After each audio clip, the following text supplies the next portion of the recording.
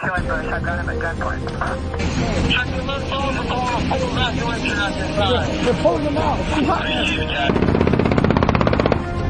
911. Advise ready for camp. Welcome to another episode of War Stories. I'm Tom. And I'm Chuck. And we are back with a guest with a story this week. We're working out how we're going to work the scheduling because we're trying to do more of these debriefs like we did last week. Plus, we had our beginning of the new year after our break where we answered emails. So we are back this week with a guest. As you guys know, these are some of my favorite episodes. I still love to hear all the stories and chat about this stuff because I always feel like I learned something new every time. So, Chuck, you've got somebody scheduled and they're with us today. Who do we have? Yeah, we've got Robbie over here. And he reached out after listening, I guess, to one of the episodes and wanted to come on the show. And he had a story that actually made me laugh pretty much out loud. And that's kind of hard to do. And I was like, after I saw that, I was like, no, definitely, because he came on and he was like, hey, like, I don't really know the format. I was like, just tell me who you are and what you got to share. And then I guess I didn't come back and check. So maybe he thought I wasn't interested in the first story, and then he came up with the second story and put it out there, and I fucking started laughing, and I was like, no, that's kind of funny. And I think that we should share that, and I think we should start with that because it's hilarious. We'll just do it all, man. Yeah. So how are you, Robbie? I'm good. How are you guys doing? Oh, we're doing well. We're doing well. And so we always want to start, if for longtime listeners of the show know, we always want to get your background and kind of how you got into it and how long you've been doing the job, and tell us as much as you can about where you work, and we'll go from there. Yeah, so I'm a paramedic in Southern Kentucky, probably about 40 minutes south of Louisville, give or take. We're one of the fourth busiest counties in the state. I've been doing it for about 5 years now. Once it's all said and done, I've only been a medic for about a year. So how did you end up becoming a medic? What made you choose? Because obviously a paramedic is we've talked about this. The listeners will know there's a difference between an EMT and a paramedic. You know, there's a level of skill and all that kind of stuff. How did you end up deciding this is what you wanted to do? Well, high school, it was always, I want to do something medical, Tried nursing out. Nursing wasn't really my thing. Went and got my EMT license with one of my good buddies. And then I actually ended up applying for a department up in Louisville, worked up there for a year, got to meet some amazing people and providers. And the more I was with them and seeing how great they were, the more it wanted me to continue doing what I do, more or less, and go to the next level, which obviously the highest we can get, unless you go back to school for other things, is paramedic. Funny thing you say that is that when in high school, you knew you wanted to do medical stuff. I was the same way. I wanted to be a nurse. I wanted to do paramedic, EMT, paramedic, and then go the nurse route because I knew how much nurses made because I had nurses in my family. And I was like, dude, they can pull 150,000 a year. Money. That's what I want to do. And so I did that. And then kids made fun of me and stuff like that. So I had to fight a lot, but it was funny. And I think I've never heard anyone else say, like, when I was in high school, I wanted to be a nurse. And I'm like, oh, that's interesting. Did you get made fun of a lot? So actually not, because the high school I went to, it had a vocational school that kind of subdivided off. And in the vocational section. Yeah, in the vocational school up in Ohio that I went to, you could walk out of high school with your LPN. So, no way. Oh yeah. Once you turned 18, you would take your NCLEX, you would get your LPN, and then pretty much it set up the next 4 years of life, whether it was jump straight into nursing home nursing or go into like college to get your RN, BSN, and so on. Wow. That's so cool. This is what's missing is trades. Like you come out of high school and you know how to weld and you know how to be a mechanic. You already have a fucking trade. So stupid. You can jump straight into the workforce at that point, and you get all that experience that is so invaluable. And yet they put so much emphasis, not so much anymore, but still there's still a lot of emphasis on you need to have a bachelor's degree to get this job. Okay, well, what kind of degree are you looking for? We don't give a fuck. We just want you to have a bachelor's degree. Yeah, right. That's the only reason most why ridiculous they say part. that is because they know that you could show up somewhere for 4 fucking years, come to school to get with good grades, or to get okay grades, but at least you showed up every fucking day to get a degree. And that's the only thing that it's good for, because they don't give a shit on what it's there for. They don't care what you got your degree in. They just want to know that you showed up somewhere for 4 fucking years. Yeah, underwater basket feel weaving. better. They feel better about hiring someone that would actually show up to work, because they made a commitment to show up for school.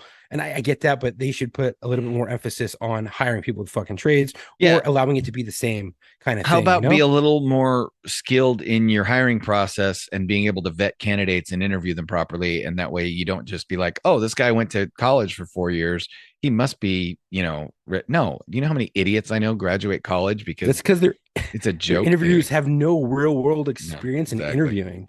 So I mean, heaven forbid we have any gatekeepers. Oh God. Right. Exactly. So you knew early on, and it was, I totally understand why nursing would not be for me. I cannot care that much for morons. Nope. I can't. Like, I've seen them fuck people up though.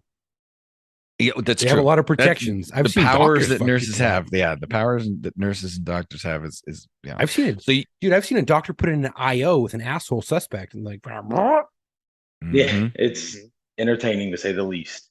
Yep. That's what I've told that story before. I said to a 17-year-old kid, I'm like, you better be nice to this nurse because she can do things to you I could only dream of. And she did. And they weren't nice, and they were really, really, really fast and graphic and rough. So you've been a medic now for about a year, and are you is it private or is it public? So it's actually, in the part that I'm in, a lot of EMS is separated from fire. So it's a government entity all on its own. We have our own department. We actually have more volunteer fire around us than we do paid fire. So like we're the only department EMS wise in our county. Okay. So it's to get a paid gig, it's easier to go the EMS route for a paid gig than it would be necessary. And which makes sense. There's a lot more this is why we've talked about this. This is why firefighters got into the EMS gig to begin with, is because there's a whole lot more grandmas that fall and break their hip, and a whole lot more strokes and lacerations and all that shit than there are fires. Fires are, unless you're in a big city with, a lot of problems, fires are relatively rare. Even then, it's still kind of not a commonality, like they happen more frequent than other places, but still your medicals are 90% of what you do. Yep. So that was smart for you then to go medical, especially in the area where you are at, because you could always be a full-time medic and then still go be a volunteer firefighter if you really wanted to. And honestly, there's just something about being cooked alive that just doesn't vibe well with me. Oh, dude, let me tell you, bro, after being burned and having to spend like multiple surgeries and like a month at least in the burn center, it ain't fucking fun, dude. That shit sucks. I've said it many, many times. Fire is magic, and I can't shoot magic. Pretty much. Nah, get it away from me. Yep. And that in heights. So you've done the job. How does it measure up? Like, how does it stack up to your expectations? So I actually came from another state before I moved down here, and at the other state, it seemed like it would be cool. It had opportunities, but it seemed kind of more washed out than anything. Now in Kentucky wise, at least the department that I work for, it's a blast. I mean, I can't be more happy with what I do. Okay, that's good. Nice. And especially if you're working for a county agency. It sounds like a county agency, right? Yeah, you said. Yeah.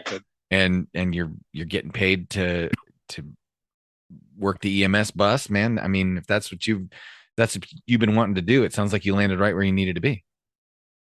Oh yeah, it's a blast. I mean, we went from having 4 trucks last year around this time, if not 3 on some days, for a county that had over 100,000 people, and it was miserable.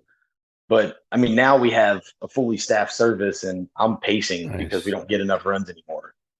Wow. So you went from fucking this shit sucks, we need more fucking cars, buses, whatever you want to call it, to, man, I'm bored. I wanted to go back to the old way. Yeah. Like it went from everywhere I've worked, it's always been a very high frequency service with high acuity runs. And then now it's like everything's mild out for the most part. You know what you guys should do? is that not too many people know first aid. You guys should spend your downtime going places and teaching people basic first aid and how to apply a tourniquet. So we On we downtime. actually have like a lot of PR stuff at schools, but unfortunately, if you're on shift duty that day, because we work 24s, you can't really do the PR stuff because you're expected Oh. to act. Right. Makes sense. Yeah. So you work 24. Do you get to string them together, or is it just straight 24 on, 2 off, or how does that? Yeah, it's a 24/48. You get there, clock in at 8 a.m., clock out the next morning, hopefully around 8 a.m. Right. Then That's have the 2 key off. word there. So Yeah. 1 on 2 off, 1 on 2 off, 1 on 2 off for then an inevitable future. Yeah, pretty much, unless you pick Man. up a 48, 36, or kind of whatever happens. I was gonna say I'd like to string together a 48 and then take 4 days off or 5 days off. Yeah. Absolutely, dude. Yeah. But I mean, I'm sure it gets pretty. Let's put it this way. I've never been paid to sleep. I'm just curious what it's like. Well, so at this time last year, I couldn't tell you that, but honestly, these past couple weeks, it's been odd. Like I'll wake up to ghost tones, and I have to double check my phone, check the radio, make sure that nothing's turned off, dead, or I missed any calls. It's That's the quiet. same- It's too quiet. That's the same feeling I would get when I'd pass out at work and my partner would pass out and I'd wake up and be like, oh, fuck. Dude, it's dead quiet and we're both asleep. Oh, fuck. Let me check my computer. The computer's like asleep. And I'm like, fuck. And I'm like, well, no one's come out to hit my car because they would always be in the station. Don't freak out, people. I don't sleep in public. Okay. Yeah. Unless I'm driving and I fall asleep at the red light. That's happened a couple times. But no, it'd be funny. And I'd have to do the same thing and then check because you just like, let me just take a fucking nap. And the next thing you know, you wake up an hour and a half later and you're like, oh shit, what happened?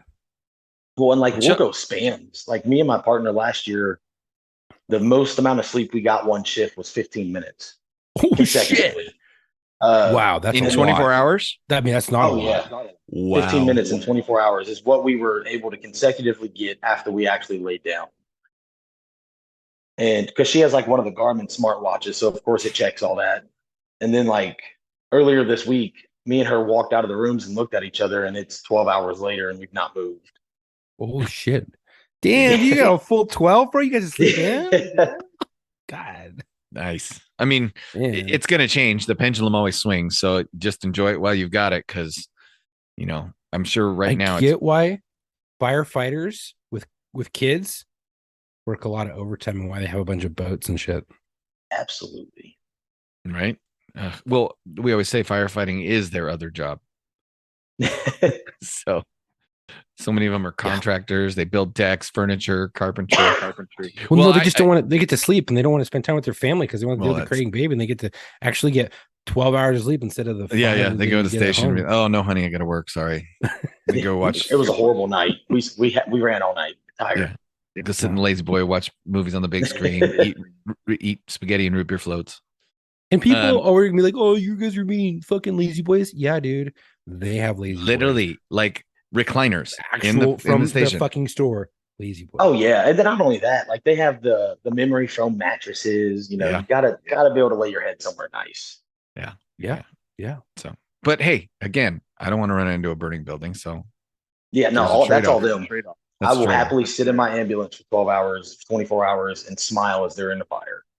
Well, Chuck knows I like to hear this stuff fresh. So he has not. He told me it's good. He told me your stories are good, but he has not told me what they are. So I'm looking forward to hearing this. So Start with that second one with the chick. Okay, so honestly, that might end up being just the main one for the fact of it I don't give a spans shit. more than just that one area. You go slow with So it. I last year was getting or about a year and a half ago now was getting my paramedic, and part of that is you have to do like 500 hours on an ambulance. And thankfully, due to COVID, they let us ride on shift with our partner if they were a medic, and that you got to count all your contacts. And my ride time was an absolute crap show. There's no way to put it. Like I got to do every single skill that a medic can do, except for cut somebody's throat open and insert an airway. I mean, we work nonstop. And well, one of the days we get on shift, our truck's messed up, so we go to the main station, and our assistant director pulls us out of the truck, and He's like, look, y'all, you're going to be out of the truck for a little bit, out of service. Just hang out. If a good run comes out, you want to take it since you're doing your ride time, have at it. Excuse me. So, of course, we're sitting there, and all we hear is like a major MVA come out. And whenever a major MVA comes out, like you hear the station's For tones. you civilians, that's motor vehicle accident. Yeah. We hear the station tones, we hear volunteer fires tones, we hear our supervisors tones, and then we hear our director actually go ahead and go in service before they can even start talking on the radio. So as soon as we hear that, I looked at my partner. I was like, dude, let's just jump on a truck. There was another truck at the station. We hopped in the back with them. So we're rolling 4 deep to the call. On top of they've rolled a second ambulance. And the best way to describe the county is like, I would say it's about half city, partial inner city, and then the other half is just completely rural. Like, I mean, it's no man's land in some parts. And of course, this wreck is like on the complete opposite end of the county, right before you get to the county line, and there's nothing but a 2-lane road, a ravine on one side, and then there's what was it? I want to say it's like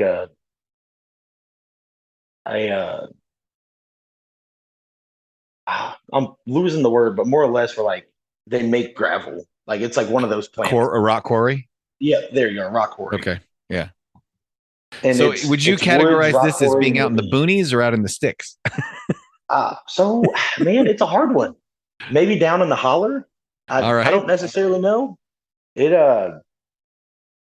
So of course the tones go off, and then our dispatch gives us, they turn out, I think it was our squad 4 or squad 6, and then they toned out another truck, which might have been squad 1, something like that, along those lines. And they're like, we need you to respond for an MVA with major entrapment, unresponsive patient. So we're like, all right, cool. This is the first run of the day. That's how we started. I'm all about it. That means get the adrenaline dump going early. Have at it. So they tone the 2 of us out. Well, then they tone out our supervisor, and our director is already in service headed that way. So they give you the bland, what you're going to when they first dispatch. Well, once you go in service, they start talking about a 2-vehicle MVA, 1 vehicle's facing downward in a ravine. You have 2 unresponsive patients, and it was a head-on collision. Oof, they're never fun. Oh yeah, pretty much. So like as soon as we hop in the truck and start rolling, we're like, oh yeah, it's going to be a good day. Hey, can I pause you for 1 second? Absolutely. Tom, remember on Locker Room when I was looking for that joke? Uh-huh. I thought I had read a joke that had this info in it. But in fact, I was remembering and recalling his story. Oh, there was in fact no joke. Oh, okay. Now I'm story. So now I'm really excited to hear it. Okay, so listeners who listen to Locker Room, this story is the joke that Chuck was trying to find. Okay, exactly. So okay, all right, Rob, go for it. All right, so we're sorry to cut you off. No, it's all good. I want to say the call ends up being give or take 15 to 20 minutes from our station. And on the way out there, you hear all the fire services go, or all fire go in service. We have like 2 volunteer departments headed that way. Our sheriff's office is already on scene. And we get about, I'd say, 5 minutes out, and we get an update from our dispatch. They're like, hey, one of the SO officers just applied a tourniquet. And all of our SO officers have been trained in like the whole stop the bleed. And one of our medics is actually their trainer. So typically whenever they're applying something, they have a damn good reason for it. They're not doing it for the shits and giggle aspect or, hey, that looks like a lot of blood. I mean, like they're seeing spurting blood come out of this guy's arm. Right. You trust them. And I mean, of course, pedals are to the floor. I think our trucks top out at 86. So you have 2 ambulances rolling out 86 miles an hour, code 3. Our supervisor's rolling who knows how fast. So we get out there, and me and my actual partner, me and him were in the first truck with the 2 females. Well, when we hop out of the truck, we look down and we see SO pointing down this 45-degree angle ravine that leads into a like kind of like a water wash off, like a culvert ditch. Yeah, yeah. That's about the best way to put it. And the car's about halfway down this area. And I talked to the SO. I was like, hey, what's going on, man? He's like, well, these two guys, they were on their way back from dialysis, actually. And they thought it would be a good idea to inject heroin through the dialysis ports. Oh, dear Lord.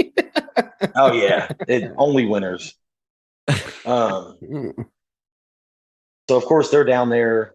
And the other car, thankfully, didn't actually collide with them. They swerved over to the wrong side of the road, and the car honked and flashed the lights, and they ended up just pulling hard right and went straight down the ravine. So they actually didn't hit nobody. Okay. So they're off in a ditch, but there was no collision for them. Yeah. Okay. And they had actually wrapped the passenger side of their car ended up being pinned completely against the tree, but it's facing like at a 90-degree angle directly down the hill. Okay.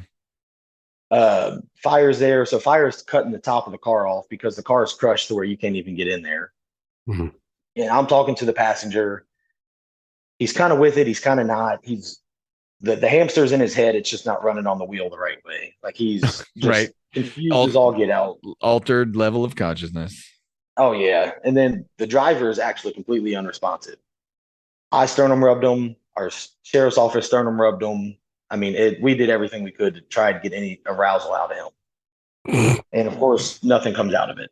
And where we're at in the county, we utilize air medical quite a bit. Mm-hmm. So as soon as we see this, we put 2 helicopters in the air and told them we'd meet them at the rock quarry once we get the people in the truck and kind of get them semi-stabilized.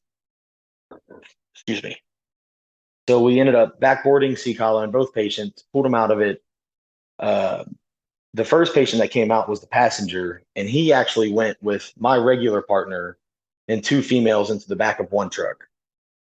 And while that's going on, my director is at the top of the hill handing me equipment for me to start an IV. He's giving me the monitor so I can give all the vitals for this patient while he's just stuck in the car. And since I'm doing my clinical ride time for my paramedic, he kind of gives me free reign to be a medic more or less. Because at this point in time in our class, it's either get off the pot or shit. There's no right. Perfect way to train too.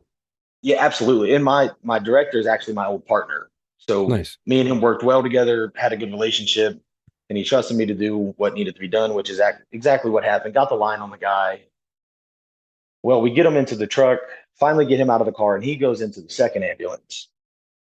And I was like, well, I want to be with my partner just so whenever we get ready to go, I'm with him. Well, I look in their ambulance, and the 3 of them are back there. It's my partner, which is a paramedic. One of the females is an advanced EMT, and then there's an EMT in the back of the truck. And I'm like, well, there's not really any room for me whatsoever. So I go to the truck behind where my director's standing at, and there's an advanced EMT in there and then a EMT in there.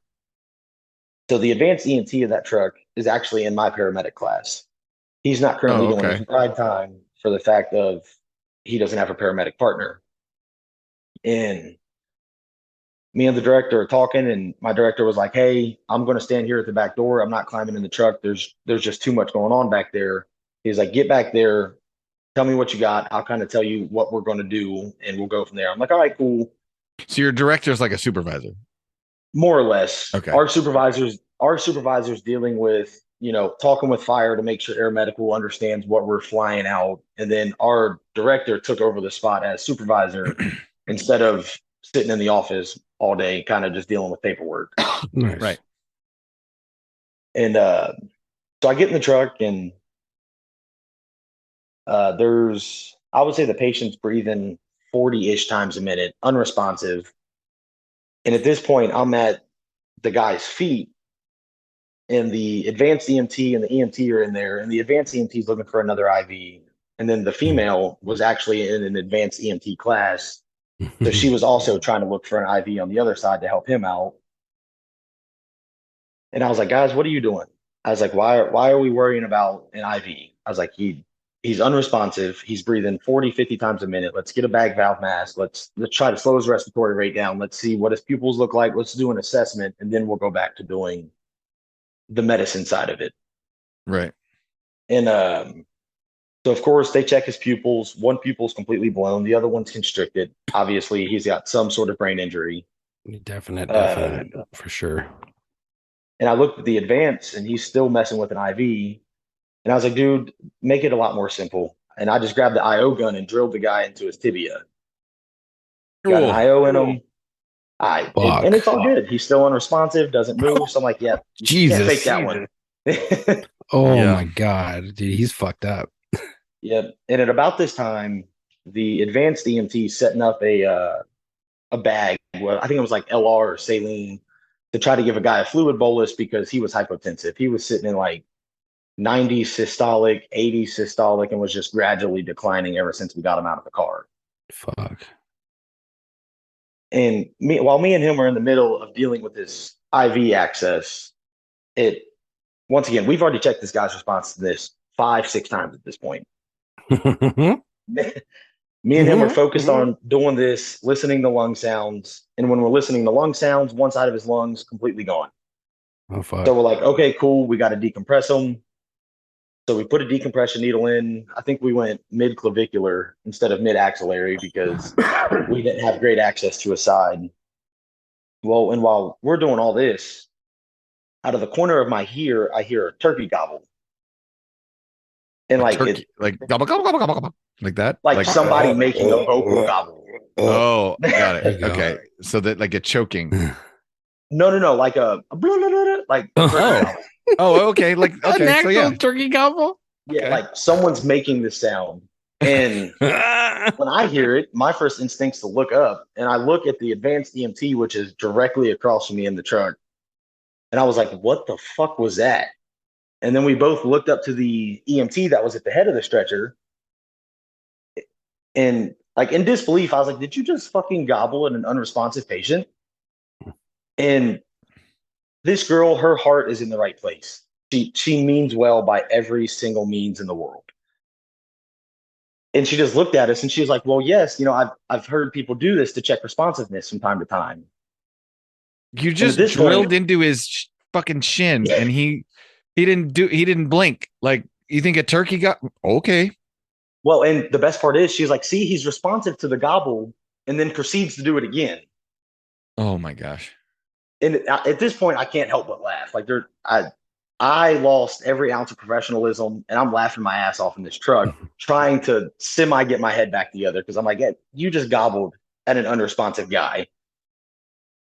I mean, I guess the theory is that if even in a coma, he'll find it so funny that she's actually doing that he'll wake up. He'll be like, oh, turkey. Yeah, it's turkey season. Get that motherfucker. So we get up to the rock quarry. And mind you, the air medical teams we're dealing with, we deal with these people on a weekly basis, 2, 3, 4, sometimes 5 times a week, or 5 times a shift, depending on how busy you are. So we have a decent rapport with them. We know who's coming. We know the kind of medicine they provide, what they can do. And they also know what to expect out of us. And we get to the rock quarry. At this point in time, my actual partner has made his way back to the truck that I was in because his patient was already loaded onto a helicopter and getting flown away. The second helicopter lands. Excuse me. And at this time, I want to say once we got to the rock quarry, we ended up having a OPA in the patient's mouth. Because unfortunately at our service, we don't have like drug assisted intubation or rapid sequence intubation. So we can't just knock somebody's respiratory drive out and put a tube down their throat. As bad as this guy needed it, we couldn't do it.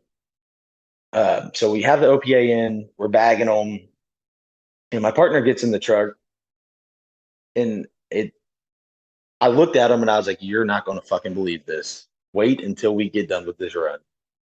And he's like, what are you talking about, man? And then at that time, Air Medical was actually getting into the back of our truck, which the one that got into the back of our truck, she was a nurse. And the one that got into the side of the truck next to us, next to the airway, is the medic. And he looks at us. We give him a report. I give the nurse a report, everything we found, everything we've done.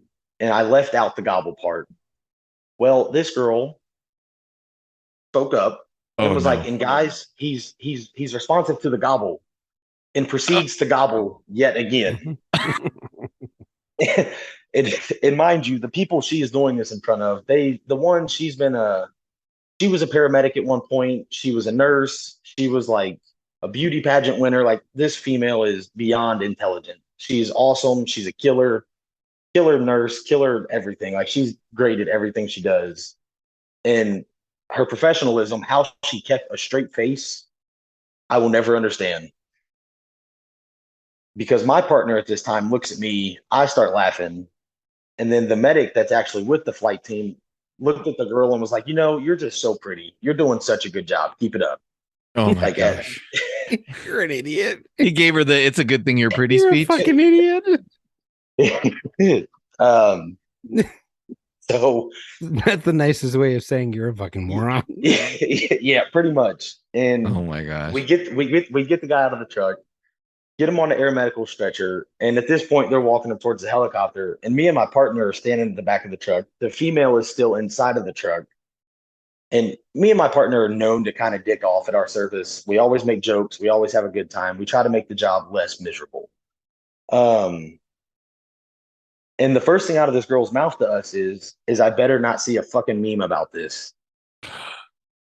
And at about this time, my partner is taking a picture of her and putting it on the turkey's face.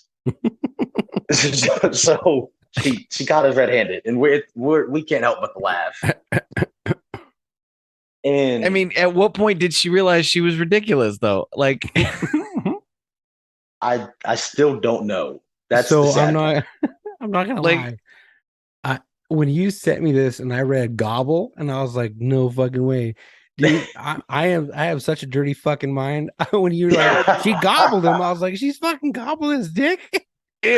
So this whole time I'm waiting for her to be like an unresponsive patient. She whips his dick out and puts it in her mouth, and she's like, oh. Oh man, that was the joke I was trying to look for.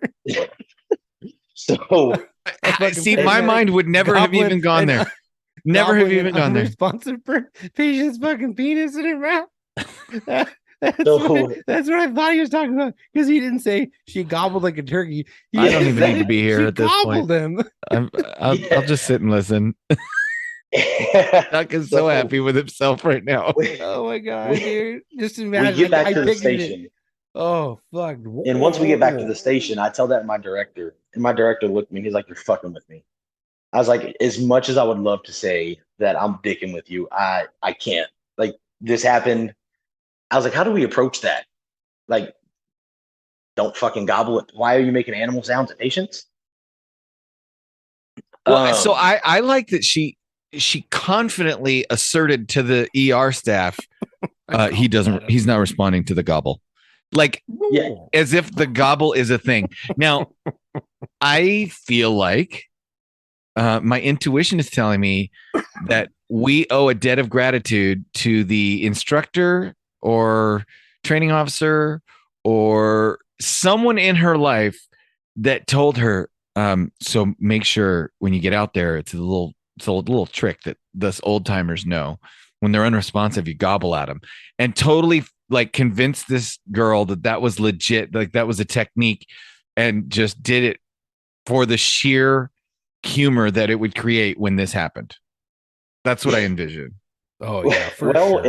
And that salty motherfucker's like, I bet you that dumbass is gonna fucking gobble like a damn turkey. And on the flip side of that, at this point in time, we have hired a few less than favorable EMTs. Like, it kind of blew my mind that they were able to pass their tests.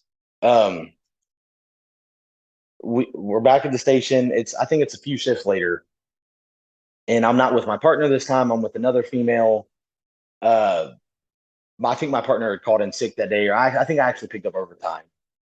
And we had this guy that he is lucky breathing's halfway passive. It saved his life every 5 seconds. Jesus. And our supervisor put him with us. Now, mind you, me and this girl are worse than me and my partner. Like, when we're together, it's just it's a comedy show no matter what. And we're calling her the Gobbler. No. This is not the Gobbler. This is a whole okay. nother. This is another female that I work with. Okay. This guy, like, it's his first time ever really dealing with me. It's his first time ever dealing with this girl. And our supervisor gave him a heads up, like, hey, they might fuck with you a little bit. I don't think he understood the extent of little bit was. We're walking out to the truck because we had actually gotten called for an unresponsive patient. And I was like, hey, man, I was like, I got to ask, how long have you been in EMT? He's like, oh, I just got my numbers a couple months ago. I was like, sweet. So you're up to date with all the new tips and tricks on how to check responsiveness on patients. And he was like, well, yeah, obviously, you talk to him. I was like, no. I was like, hey, I want to say it's called GEMS. It's a big EMS thing. They constantly are doing studies and try to actually help the field progress, which is awesome. I was like, yeah, GEMS put out a study and it's called the gobbling effect. And this kid is wide-eyed, and I feel like he should have known I was fucking with him with the tone that I said it in because of how hard I was laughing at the same time. I was like, yeah, you turkey gobble at your patients. He's like, well, how does it check responsiveness? I was like, well, if they laugh at you, they're responsive. And he's like, well, I mean, that's a pretty good assumption. So we get to where we're going, and where we're going, it's kind of like a nursing home / rehab. And we're walking in, and the nurse is talking to me and my partner, and she's giving us a report on what's going on with the patient. And it was honestly, there was nothing going on with the guy. We made sure before we even let this kid talk to him, just for that chance of something happening. And I was like, hey, man, your job is to go get a good assessment. Me and her are going to stand outside of the room. We're going to watch you, and we're going to talk to the nurse. And this kid walked in and said his name. He was like, I'm an EMT. Didn't mean to say the name, but It's all right. You're an EMT for what? You're just an EMT for this county. Yeah, just an EMT for a county. There you go. And as he said it, he was like, it didn't even give a chance to let the guy talk. It was like, and just started gobbling at him like a turkey. And this guy's completely alert and oriented, like looks directly at him. And he's like, did you just fucking gobble at me? And at this point, I'm on the ground of this nursing home crying because I can't stand it. Like, I'm laughing too hard. And we get the dude in the truck, and I looked at the guy and I was like, did you really think that was a legitimate thing? He's like, well, yeah, you seem like such a nice dude. I was like, man, I couldn't even keep a straight face talking to you about all this. I was like, what in your thought process said this guy's not fucking with me? So if he was fucking with me, he wouldn't be laughing so hard in some weird reverse logic. Yeah, and so at this point in time, like, the gobble is just a joke at the county. Like, every time we get an unresponsive patient, we're like, hey, don't forget to gobble at them. And the girl that actually did the gobble still works there. And every time we say it, instantly pisses her off. It doesn't matter what's going on, how long it's been. Like, it's instantly brings that back up, and she hates us every day for it. Does it still gobble? Well, I've not worked with her for over a year, but I can't say it probably hasn't happened at least once. God. Wow. That's amazing. That's like, hey, you know what really checks responsiveness is you take your finger and you put it up the patient's ass. it just, some of the things. Of course, that would be that. So I remember the first time, like, I saw the sternum rub, right? And then I saw a firefighter do the eyeball touch, right? Yes. And I was like, oh, he goes, yeah, sternum rubs, require pain. But let me tell you, you just pull somebody's eyelid open and go to touch their eyeball. And if they're faking it, they will not want their eyeball touched. Absolutely not. So that was interesting because the first time the person was unresponsive and I watched him touch the dude's eyeball and it was the weirdest, like, oh, okay. I think I'll skip that one. I'll let you guys have that. That's yours. That's funny. Oh, man. That's what I like, the medical stuff. I don't mind being there for it. I used to hate getting roped into helping. That sucked. Yeah. I don't like that. We thankfully, a lot of our cops don't have to do a whole lot. Like, I mean, they beat us on scene, of course, and of course they give the Narcan, but other than that, like, they, for the most part, were able to save them from having to deal with some of the BS that we have to deal with. there's been days where they've had to drive the ambulances in, and it's not been the most pleasurable of experiences, but their job's not to drive smoothly. Their job's to get there fast. Yeah, I saw one the other day. It was the I thought of it when you said your fire truck was going 85 or your ambulance was going 85 miles an hour. Guy's responding, he comes in and they come in hot and they make the turn, but they don't make the turn and they put that fire truck up on two wheels. She tries to correct, goes up on the other two wheels and rolls it right in front of a crowd of people. And the next thing you know, the crew that was there to help whatever they were there to take care of is now running over to help them because they just crashed their fire truck.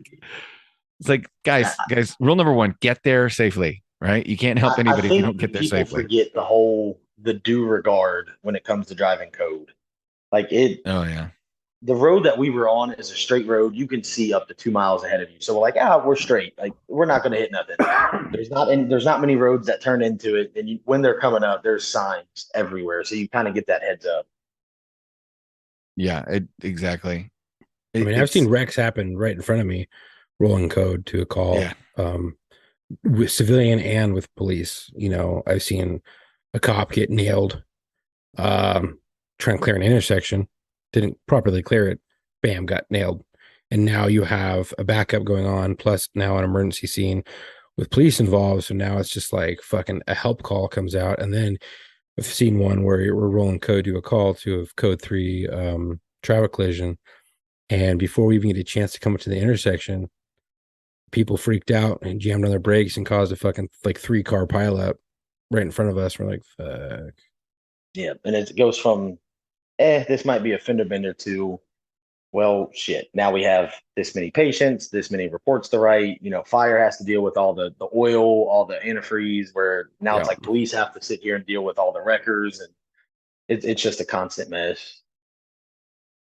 Yeah. I've seen, I've been to the hospital to visit a cop who was responding code 3 in the rain, and he wrapped his police car around a light pole, and the wreck was so bad it made the news. LA County Sheriff, LAPD, and Ford all came out to inspect the vehicle because they had no idea how he survived with just a broken leg after this crash, because he wrapped the B pillar on the driver's side. And when you look at the picture, the police car, you can look it up. It's a Santa Maria police vehicle crash or police car crash. It's an overhead picture of the vehicle. The car is bent in almost a 90-degree angle. Like Jesus. It's almost an L shape. Yeah, I'll say actually Ford did a similar thing up where I'm at, because I don't know if you guys remember, it might have been almost 3 or 4 years ago now. One of my best friends was actually involved in Louisville Metro's big ambulance wreck where the 2 dump trucks sheared off the entire half side of an ambulance and almost killed both EMTs on the truck and the patient because they were racing down the highway. Wow.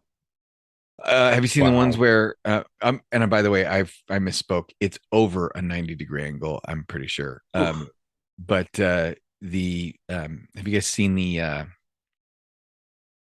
what is it? The 2 fire trucks that crash into each other in the intersection? They're both rolling code, and they both come to the same intersection, and the 2 fire trucks collide right in front of the dash cam of the police car. Jesus. Ridiculous. Yeah. It's pretty insane. I mean, we started out talking about gobble, gobble, gobble, but now we're talking about driving code 3. And I think driving code 3 is probably more of an important topic, but the gobble thing was funnier. Yeah. But the hazing, the hazing is awesome. Like, that's really, truly one of the funnest things. And that's, you build camaraderie and stuff like that. But, I've seen it go the wrong way. And so guys, don't go too far. But there's a fine line you got to straddle, especially because in my department, like I said, we work 24/48. So you're with that person 33% of their life. So you kind of got to know where that line is and try not to step over it, for the simple fact of you don't want to make work hostile. You don't want to get HR involved. You want to keep everything contained where it's good fun for the most part. Right. Absolutely. Right. And gobbling like a turkey is fine, but gobbling someone's knob when they're unconscious is not. Just for the record, that's too far. No. So we had a dude. one of the guys I went to the academy with. He gets out of the academy and goes to his agency, different agency than me, and he told me this story, and it was one of those he wasn't really getting hazed. It was one of those those terrible, awful moments that you just wish would never happen and would go away. He gets out of the police car with his FTO. They go into a liquor store or whatever to get sodas and coffee and stuff. And as he's paying and walking out, his FTO's walking behind him and goes, "Hey, Miller, are you a Deadeye?" And he goes, "What?" And they keep walking out and they get in the car and he goes, "Are you a Deadeye, Miller?" And he goes, I don't understand what you mean, sir. And he goes, "Well, are you such a good shot that you only need one bullet in your gun?" He goes, "No." And he goes, "Then why do you only have one bullet in your gun?" And he looks down, and when he was in the car and he had gotten out, somehow the seatbelt had pressed, or something in the car had pressed on the magazine release. And beautiful. His magazine from his duty weapon had fallen out of his gun, and he didn't even notice. Just didn't even notice. Well, and they had to backtrack their steps and find it. It had fallen out, I think, in the car. But I mean, you can imagine never, ever living the nickname Deadeye down, ever. Well, I had a similar experience in a way. It happened to me. I was my now director. We were partners, and we had made a call for a couple that had a metal rake go through their foot. We get there, and half of the couple's blind, the other half of the couple's deaf. And that sounds like a freaking movie with Gene Wilder and Richard Pryor did that movie. And so we get the lady in the truck, and I'm trying to communicate with her, but she's deaf. She's not really understanding. I'm talking slow, doing all the things we're trained to do. And I was like, man, I'm going to be a good person for once in my life and try to go above and beyond. And I looked up very basic sign language of what hurts. And as soon as I threw out the sign language and tried to explain that I'm not good at sign language, her hands started running a mile a minute. And my partner's laughing because he's driving, and all he hears me yell is I'm yelling, "Whoa, whoa, whoa, whoa." I have my hands up. I'm waving her off to stop. I'm like, "I know nothing you just said." So anytime he goes to talk to me now, he throws up some random sign language, and it always makes me laugh. And I'm yet to ever hear the end of it. That's like me speaking Spanish. I speak enough Spanish to get through traffic stops and arrests and stuff like that, or a casual conversation. But I have such a good accent that they think I'm fluent, and they start responding back. I'm like, slow down. Mi español es muy malo. So I didn't even have to speak any Spanish. I just run up to a call, and they'd be like speaking Spanish to me. And I'm like, trying to be a nice person. Okay. And they keep going, and I wait for them to stop, and I'm like, okay, I don't speak Spanish. No habla español. They're like, what? And then they start speaking English. I'm like, what the fuck? And I'm like, yeah. They're like, why don't you speak Spanish? You look like it. And I'm like, man, I said my partner does, and he's this big country fed white boy. And I'm like, he speaks Spanish. And they're like, yep. No. And I'm like, I yell at my partner, and I'm like, talk to him. And he starts talking to him. They're like, what the fuck? I'm like, his wife's Hispanic. No way. See way. Sorry, not Hispanic. She's Mexican. And he's not Latinx. Fluent in it. No, she's Mexican. Well, she's very proud. I'm sorry, Chuck, that Robbie's story about gobbling didn't live up to your expectations. I, however, found it hilarious. I was so thought that was going. And we looked over in the corner and we saw her. I can't even imagine how you would have thought that's how the story was going to go. No story would go like that. Gobble. Yes. My descriptive words were not the best. Gobble. She gobbled him. Right. What do you get from that? Not gobbled like a fucking turkey. Gobble. No. I want to say when I sent the email, I was going voice to text, and I didn't proofread. So that's 100% my fault. Man, I was like, this is great. Imagine trying to write that. No. No, you can't. Gave oral support to patient. Patient still didn't wake up. Orally There's no- copulated an Yeah. unresponsive fucking patient without their consent, i.e., I attempted to perform mouth to penis resuscitation. I thought it was like my man at home where you have to blow it up from there. I tried to inflate it like a balloon. So, I mean, but well- think about it. That would bring me back to life. my I'd be like, God. oh, shit. I'm There you not go. gonna lie, Robbie. Your story was awesome. Chuck's misinterpretation of your story via email is even better. Legendary. Oh. Damn it. I'm telling the guys in locker room. I'm telling them that's exactly where your mind went. I'm gonna rat you out. 100%. I got a dirty Oh, fucking and mind, you're not bro. even going to be on this week, so I'm gonna try. oh, I'm gonna try. you're not going to be there to defend yourself. We are just going to But- roast you on a spit. That's because like every time I've had to write like a fucking like John report or like a rape report or like something like that. You use the word gobble. It's a technical term. No, like some of them, sometimes you like they're bullshit reports and the stories that you have to get out of them, like how many times, like what is this? What is that? And some of them just made you fucking laugh to where you're writing, you're like, oh my god, I can't believe I'm fucking writing this right now. And you have to be so descriptive with it. Yeah. You're like, oh my I will like, admit that fuck. conducting the rape interviews is one of the most uncomfortable, like sex crimes interviews is one of the most absolutely uncomfortable things you could ever do. And then you add to that when you know it's bullshit. I've had a And couple that were humorous. I was like, no fucking way. right. But press harder. He Well, put that where? So on a more serious note, Robbie, I know we always give our guests a chance to dedicate an episode to someone, and you do have a dedication. Yeah, one of the SO officers that passed a little over a year ago up here. He was a great guy. I mean, couldn't say anything negative about him. I actually worked with him on the EMS side before he switched over to the SO department up in Louisville. So very unfortunate situation. And what's He, do you want to? Can you share his name and the Oh circumstances? yeah, so his name's Brandon Shirley.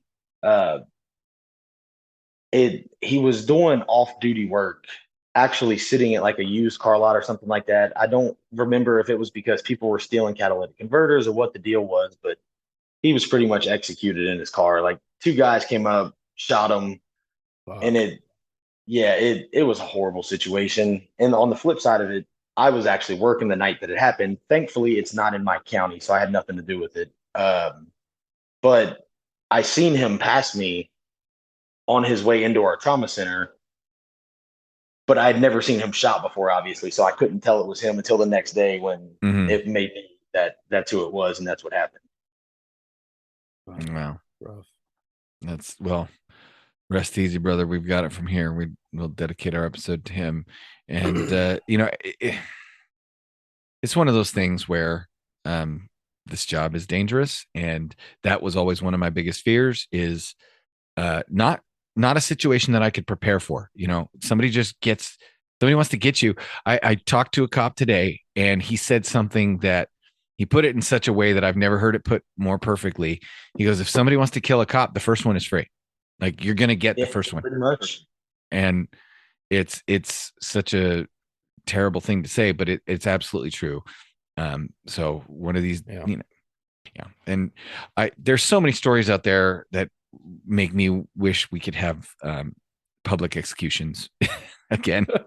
And these kinds of things are one of them. Like I heard somebody say, if you have to hand down more than one life sentence to somebody, we don't care if it's symbolic. If it's more than one life sentence, you need to go. You need to go bye-bye. Right. And pretty much I 100% agree with that. So it's it's one of those terrible, terrible things. And we hope one day we can stop doing it, but I know that will never, ever take place. Yeah. So, well, Chuck, why don't you give everybody the lowdown? Well, thank you all today for listening. If you like today's podcast, please go follow us on our Instagram at war_stories_official and our Facebook at War Stories Podcast. If you already follow us and like and share our posts, please share our info. You can also go to the link in our bio on Instagram and Facebook and reach all of our socials, our media, and our website. Our podcast is on all major podcast streaming platforms as well as on our YouTube. If you want to support us, please go to our website at www.warstoriesofficial.com. Grab some gear. If you want to be featured on our show or you think you have a story you want to share, please go to booking.warstories@gmail.com. Again, that is booking.warstories@gmail.com, and send me your story and I can get you booked. We are looking for law enforcement, corrections officers, dispatchers, fire, medics, and veterans. If you have a friend who you think would be a great fit, let them know about us and give them our booking email. Also, I would like to extend that invite to also those RNs and doctors who work in a trauma center in the ER, because we know you guys have great stories to share and we would love to hear those. Thank you all for the support and stay safe. All right. And until Robbie, thanks for coming on.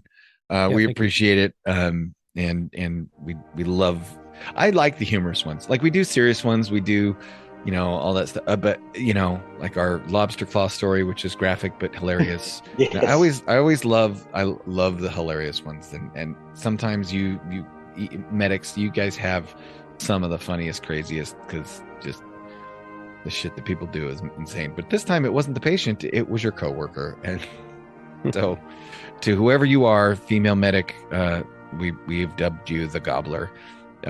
For entirely different reasons. Chuck has an entirely different nickname reason for that nickname than I do, but you can pick which one you like. And Robbie said nothing of it. Robbie had nothing to do with it. Don't harass him or complain against him. Robbie was completely innocent in this. So thanks, Robbie, again. And until our next episode, come home with your shield or on it.